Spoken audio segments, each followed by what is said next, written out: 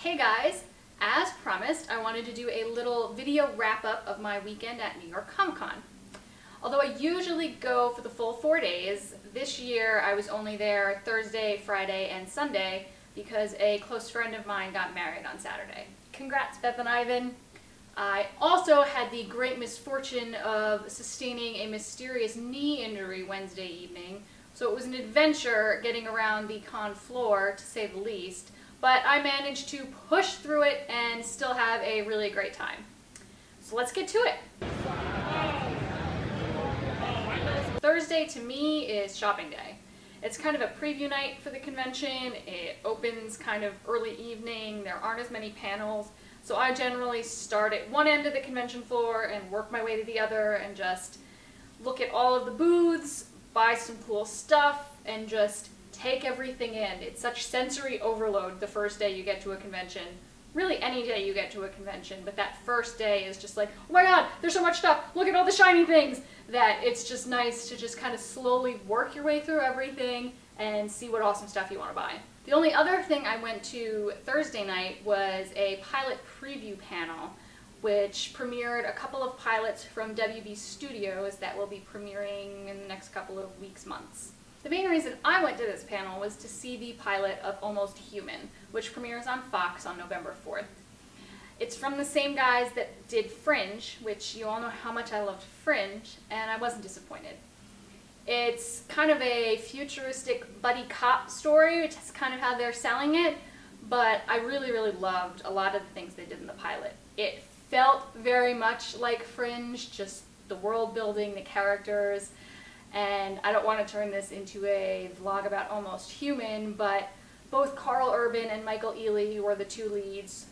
Carl Urban being the human cop and Michael Ealy being the robot counterpart that he's forced to work with are terrific. And I'm really looking forward to seeing the sort of stories they tell going forward this season. So definitely check that one out in November. The other pilot I saw, which I definitely don't recommend, was The 100. It's going to be on mid-season on the CW, and believe me when I tell you, this show is the CW-iest show I have ever seen. It's lots of pretty teens and young adults doing lots of stupid things and randomly taking their clothes off. Like, just very typical CW fare, or at least what I think of as typical CW fare, and it was laughably bad.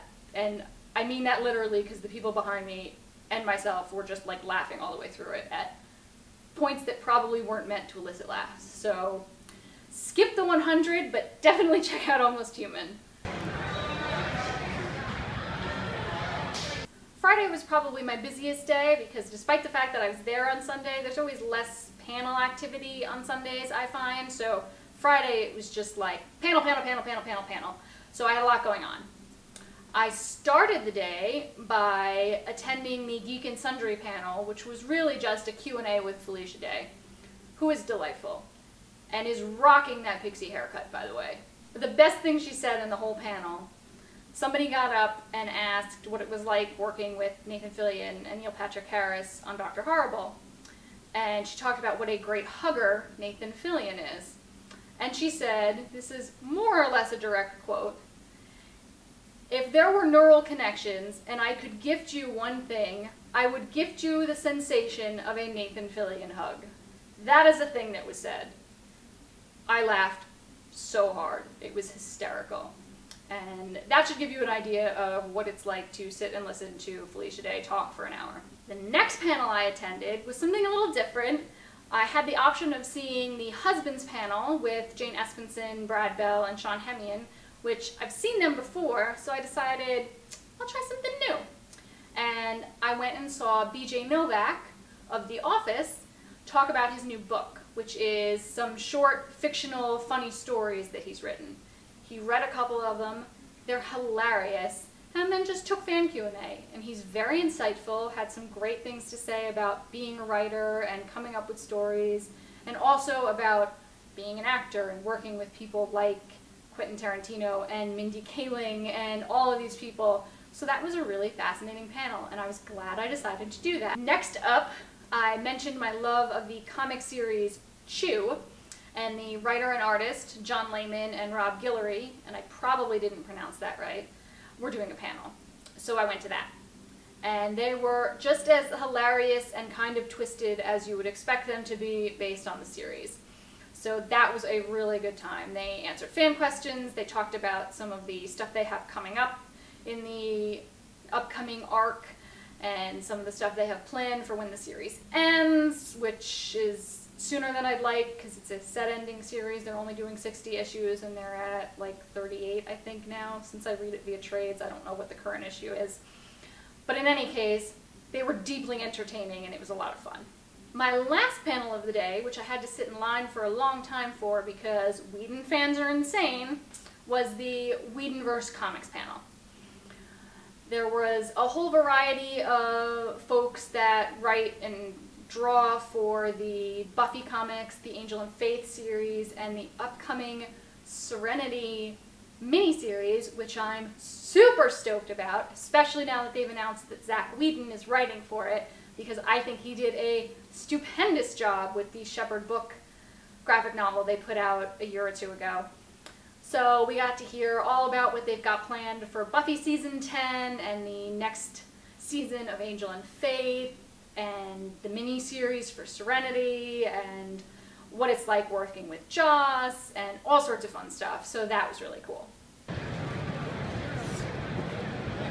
My Sunday at Comic-Con revolved around one thing and one thing only: making sure I was in the room when Gillian Anderson and David Duchovny took the stage for the X-Files 20th anniversary panel. So I basically showed up to the con about an hour after doors opened, did one last half-hearted mini pass around some of the stuff I liked on the show floor earlier in the week, decided my leg hurt, and parked in the main stage room for the rest of the day. So I had to sit through some stuff that I wasn't necessarily super interested in. Yes, I was that guy, but it was worth it to see Gillian Anderson and David Duchovny up there together at the end of the day. The X-Files panel was amazing. It was by far my favorite part of the weekend. Gillian Anderson and David Duchovny are just delightful together. They are adorable. They have such a cute rapport with each other. I swear Gillian Anderson had the giggles through the whole panel. She was just laughing at everything. And just watching the two of them up there working off of each other and playing with the crowd a little bit when people asked silly questions, and it was just so much fun. I just laughed and laughed through a lot of it. So it was exactly what I was hoping it was going to be, and I was so glad I got to be there. So it was a perfect way to end a very fun Comic-Con weekend. So that was my New York Comic-Con 2013. It was probably not the best convention I've ever been to, just because it's hard enough to get around these things when you can walk like a normal person. It was very difficult to get around with a bad knee, but I made the best of it and I still managed to have a really good time. Feel free to ask for more details about any of the panels in the comments if you want to hear about anything else. I'm sure I left stuff out, but I have a tendency to ramble and to be forgetful, so here we are. Thank you as always for watching, and make sure to keep your eyes peeled over on the Daily Elixir for more of my TV videos, because that is where most of my videos go these days. But I'll have some stuff here every once in a while. So I will see you guys next time. Bye!